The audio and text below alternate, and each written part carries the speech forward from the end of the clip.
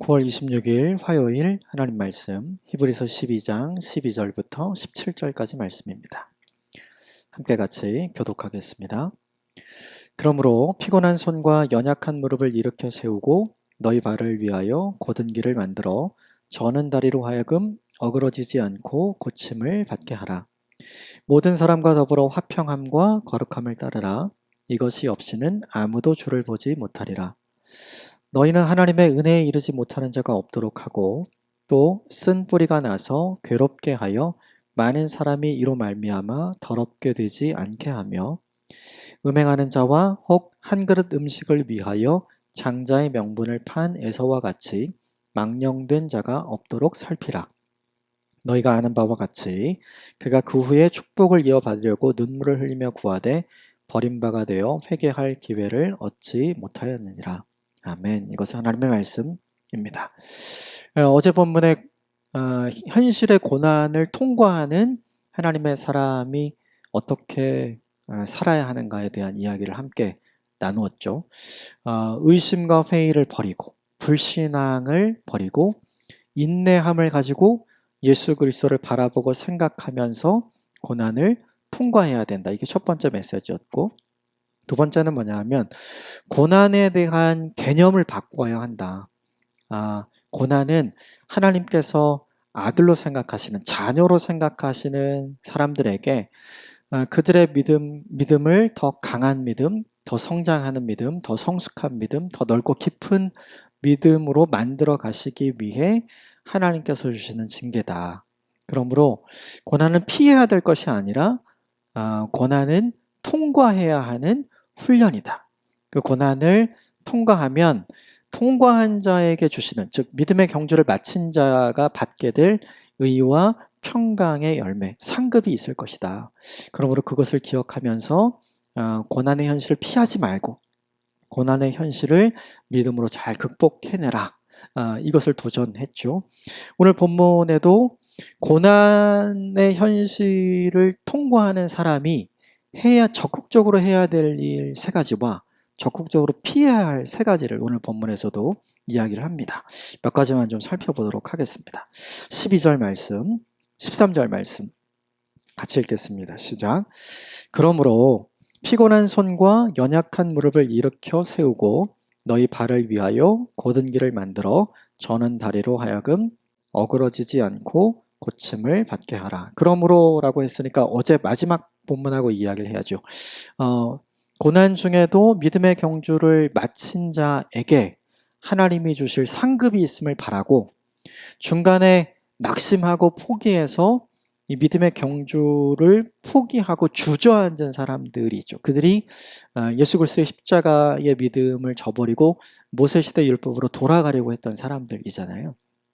그런데 그 믿음의 경주를 끝낸 사람, 즉 십자가의 믿음을 끝까지 가지고 주님이 다시 오실 때까지 그 믿음을 잘 지킨 사람에게 하나님이 주실 상급이 있음을 기억해라. 그래서 믿음의 경주를 다시 시작해라 라고 이야기를 하는 거죠. 믿음의 경주를 다시 시작하기 위해 해야 할 일이 있어요. 그것이 무엇이냐면 피곤한 손과 연약한 무릎을 일으켜 세워야 된다. 다시 일어나야 한다라는 거죠. 앉아있지 말고 다시 일어나야 한다. 이 피곤한 손이 우리말로 좀 쉽게 번역을 하면 힘이 빠져서 맥이 풀린 손. 힘이 빠져서 맥이 풀린 손. 그러니까 힘이 빠져서 맥이 풀린 손이 어떤 거냐면 힘을 너무 많이 썼던 거예요. 힘을 너무 많이 써서 더 이상 손에 힘이 들어가지 않는 상황을 이야기하는 거죠. 우리 그런 거 많이 있잖아요. 이렇게 무언가 물건을 나를 때 똑같은 일을 계속 반복해서 하면 나중에 손에 힘이 없는 상태가 나오잖아요. 그 상황을 이야기하는 거예요. 고난을 이기려고 수없이 노력하고 또 애써 왔는데 이기지 못하고 주저앉아 있는, 이제 더 이상 그 힘을 낼 수 없는 상태에 빠진 사람들을 의미하는 거죠. 두 번째는 뭐냐면 연약한 무릎인데, 이게 뭐냐면 더 이상 앞으로 전진하지 못하는 상태. 무릎에 힘이 없어서 더 이상 앞으로 전진하지 못하고 가만히 서 있을 수밖에 없는 상태. 이것도 왜 그럴까요? 이미 너무 많이 온 거예요. 너무 많이. 너무 많이 움직였기 때문에, 너무 많이 달렸기 때문에, 너무 많이 뛰었기 때문에 더 이상 전진하지 못하는 상태가 된 거죠. 왜 이런 일이 생겼는가?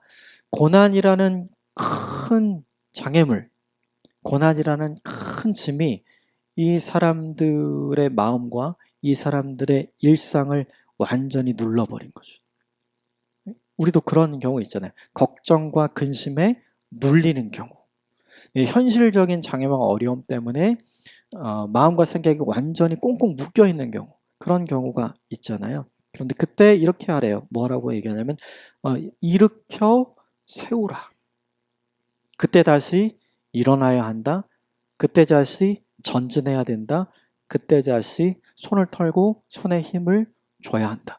우리는 이랬으면 좋겠는 거죠. 일어날 수 있는 힘을 하나님이 주셨으면 좋겠고, 더 좋은 건 내가 움직이지 않아도 하나님이 움직여 주셨으면 좋겠고, 그렇죠? 또 하나, 손을 털고 힘을 내야 되는데 하나님께서 그냥 내 손에 새로운 힘이 나도록 하나님이 뭔가 능력을 베풀어 주셨으면 좋겠고, 우리가 바라는 건 그런 거죠. 그런데 그런 일은 없어요. 그런 일은 없고 누가 이 일을 해야 되냐면 스스로 그 일을 해야 하는 거죠. 너 다시 일어나야 된다. 이게 첫 번째 할 일이고요. 두 번째는 뭐냐면 13절에 너희의 발을 위해 곧은 길을 만들어서 저는 다리로 하여금 어그러지지 않고 고침을 받게 하라. 이게 무슨 뜻이냐면 너 뒤에 따라오는 사람이 있어. 그 따라오는 사람들이 울퉁불퉁한 길을 가지 않도록 네가 제일 앞서가는 사람인데 네가 길을 평탄하게 곧은 길을 잘 만들어야 돼. 그래야 네 뒤에 따라오는 사람이 다리가 불편해도 넘어지지 않고 네가 갔던 길을 잘 따라갈 수 있어. 지금 이 이야기를 하고 있는 거예요. 이게 무슨 얘기인가? 네가 지금 현실의 고난 앞에서 어떻게 살아가는지 너의 뒤를 따라가기 위해 지켜보는 많은 사람이 있어. 네가 믿음을 선택하고 믿음의 길을 걷는다면 그들도 힘들어도 그들도 믿음의 길을 걸어갈 수 있는 사람이 될 거야. 그런데 네가 포기하고 주저앉으면 그들도 포기하고 주저앉는 사람이 될 거라는 거죠. 12절과 13절이 우리에게 알려주는 건 뭐냐 하면 현실의 고난 때문에 믿음을 포기하고 싶을 때, 다시 옛날로 돌아가고 싶을 때 우리는 다 어떻게 해주기를 원하냐면 하나님이 현실을 좀 바꿔주셨으면 좋겠고, 현실이 바뀌지 않는다면 하나님이 내 믿음이 흔들리지 않게 해주셨으면 좋겠고, 우린 다 이걸 바라는 거죠. 그런데 오늘 본문이 우리에게 이야기하는 건 뭐냐 하면 하나님은 현실의 고난을 바꿔주지 않을 거야. 하나님은 현실의 고난 가운데 있는 너를 새롭게 해주지 않을 거야. 그 현실 속에서 하나님이 하셔야 될 일이 있는 것이 아니라 그 현실 속에서 네가 해야 할 일이 있어. 이걸 알려주는 거죠. 우리는 다 하나님이 대신해 줬으면 좋겠는 거예요. 그런데 이 본문은 하나님이 대신해 주는 것이 아니라 바로 우리가 움직이고 우리가 해야 할 일이 있다는 걸 알려주는 거죠. 그럴 때 우리의 진심이 무엇인지를 하나님이 아시죠. 이걸 기억해야 돼요. 고난이 무엇과 같냐면 불과 같아요. 불. 그래서 불은 모든 걸 다 태우잖아요. 고난이 태우지 못하는 게 있어요. 이 불이 태우지 못하는 거. 그게 뭐냐 하면 보석이죠. 보석은 안 타잖아요. 근데 휴지는 타버리잖아요.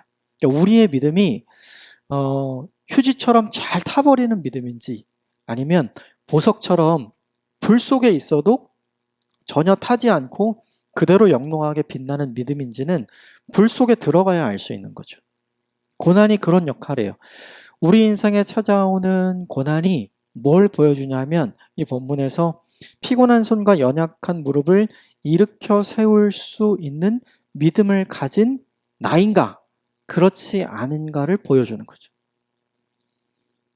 현실의 고난이 이 고난의 현장 속에서 내가 선택하는 것에 따라서 내 뒤에 있는 사람도 나와 같은 것을 선택할 수 있다는 것을 알고 나를 위해, 그들을 위해 하나님이 기뻐하시고 하나님이 원하시고 하나님이 영원히 칭찬하실 만한 무엇인가를 선택할 수 있는 믿음이 있는 사람인지 없는 사람인지를 알게 해주는 근간이 돼요.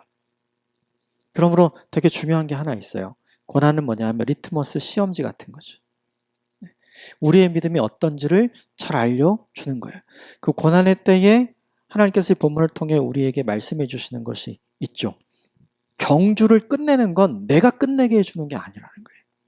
경주를 끝내는 건 네가 일어서서 다시 경주를 시작하고 네가 그 경주를 완성해야 돼. 하나님이 대신 띄워주는 건 없는 거예요. 그 경기장에 선수로 나간 우리가 오늘 본문의 시대를 살아가는 유대인 그리스도인들이 직접 그 일을 해야 하는 거죠. 하나님이 다 해주셨으면 좋겠다. 하나님이 다 바꾸어 주셨으면 좋겠다. 하나님이 현실을 바꿔주지 않으면 나에게 이 현실을 이길 수 있는 힘을 주시면 좋겠다. 우린 다 이렇게 생각하는데 하나님은 그거 해주시지 않고 네가 다시 일어나야 돼. 네가 너와 함께 너의 사람들이 함께 믿음의 경주를 끝낼 수 있는 모범이 되어야 돼. 라고 우리에게 도전하는 거죠. 현실의 고난 가운데 있을 때 우리는 내가 해야 할 일이 있고 하나님이 하셔야 할 일이 있다는 사실을 잊어버리는 것 같아요. 내가 해야 할 일은 하지 않고 모든 것을 다 하나님이 해주셨으면 하는 마음이 있는 것 같아요. 그래서 오늘 이 본문은 그것을 이겨야 한다. 움직여야 한다. 함께 걸어가야 될 바른 길을 걸어가야 한다. 그것은 바로 네가 할 일이다. 이걸 우리에게 도전해 주는 거죠. 이것이 힘들고 어려운 일이긴 하지만 이것을 포기하지 않는 저와 여러분이 되었으면 좋겠어요. 두 번째, 세 번째 해야 할 일이 14절에 나와요. 14절 같이 읽겠습니다. 시작. 모든 사람과 더불어 화평함과 거룩함을 따르라. 이것이 없이는 아무도 주를 보지 못하리라. 고난 중에 성도가 해야 될 게 무엇이냐면 화평함을 만드는 사람이 되어야 한다. 당시 공동체 안에 이제 두 종류의 사람이 있는 거죠. 뭐냐면 내가 예수 그리스도를 믿지 않기로 결정하면 유대인의 박해도 사라지고 로마의 박해도 사라지잖아요. 그러니까 그렇게 하자고 이야기하는 사람도 있고 반대로 고민하는 사람들이 있죠. 우리가 예수 그리스도 십자가의 은혜로 하나님의 영원한 은혜를 받았는데 그리고 그분이 죽으시고 부활하시고 승천하셔서 다시 오실 걸 약속도 받았는데 고민하는 사람들이 있는 거죠. 우리 그러지 말자. 계속해서 믿음을 지켜나가자. 이쪽에 있는 사람들도 있는 거죠. 그러면 서로 분쟁이 생기잖아요. 그럼 서로 다투게 되잖아요. 어디에서요? 교회 안에서요. 그 모습을 보면 또 다른 어려움이 생기는 거죠. 안 그래도 현실의 고난 때문에 힘든데 교회 안에 있는 사람들이 서로 분쟁하고 갈등하고 싸우게 되면 또 다른 어려움이 있기 때문에 신앙을 포기하고 싶은 유혹이 또 하나 생기는 거죠. 그럴 때 해야 할 일이 있다는 거예요. 그게 뭐냐 하면 신앙 문제로 갈등을 일으키지 말아라. 평화를 만드는 사람이 되어야 한다.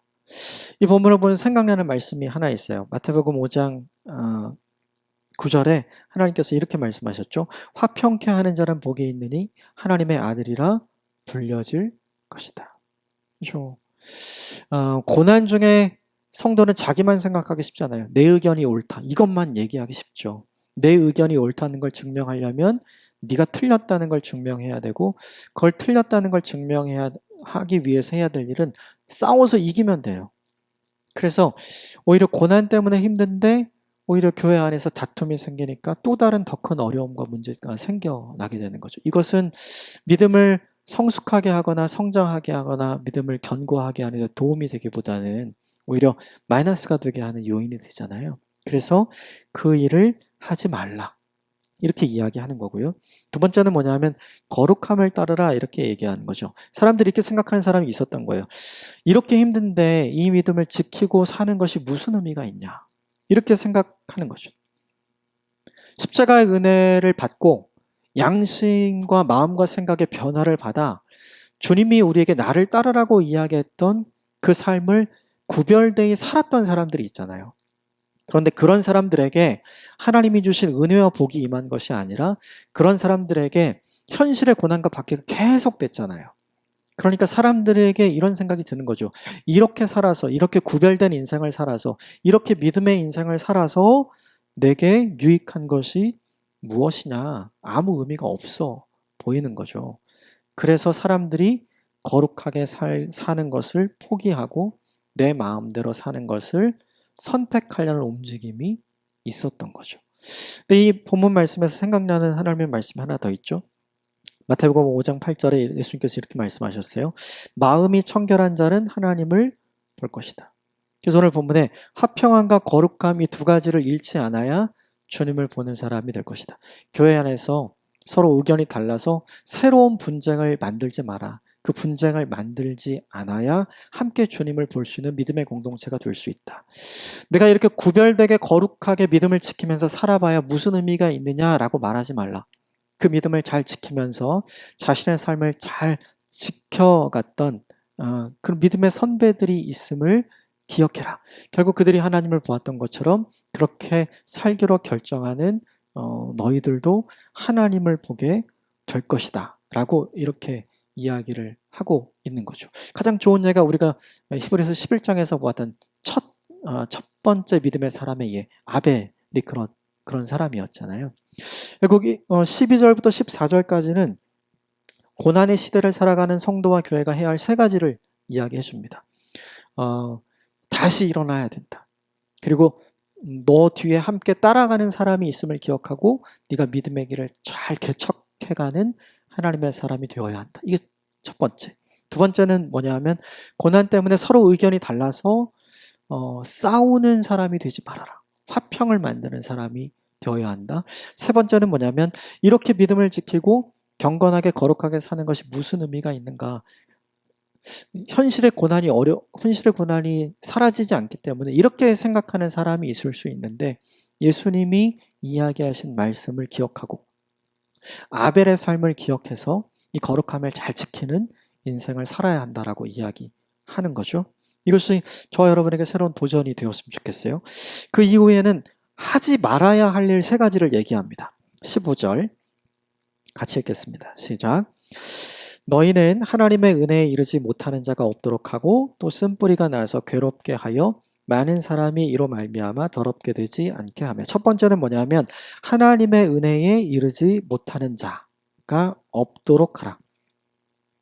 하나님의 은혜에 이르지 못하는 자가 되지 말라. 이렇게 하시면 이 말을 다시 번역하면 은혜에 뒤처진 자가 되지 말라는 의미예요. 은혜에 뒤처진 자가 된다는 것은 어떤 의미냐면 뒤로 물러나는 사람이 된다는 거죠. 근데 우리가 히브리서 10장에서 하나님께서 히브리서 기자를 통해 권면해 주신 것이 있죠. 절대로 뒤로 물러나지 말아라. 그걸 이야기해 주셨잖아요. 네, 내가 뒤로 물러나면 안 된다는 것을 알면서도 스스로 믿음을 포기하고 뒤로 물러서려는 사람이 있었던 거죠. 그러지 말라는 거예요.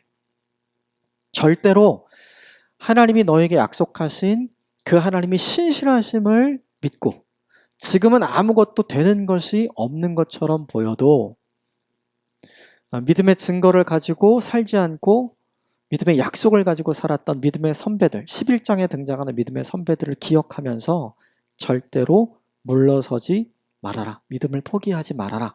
이 이야기를 해주고요. 두 번째 하지 말아야 될 게 뭐냐면 쓴 뿌리가 나서 괴롭게 해서 많은 사람을 더럽게 만드는 사람.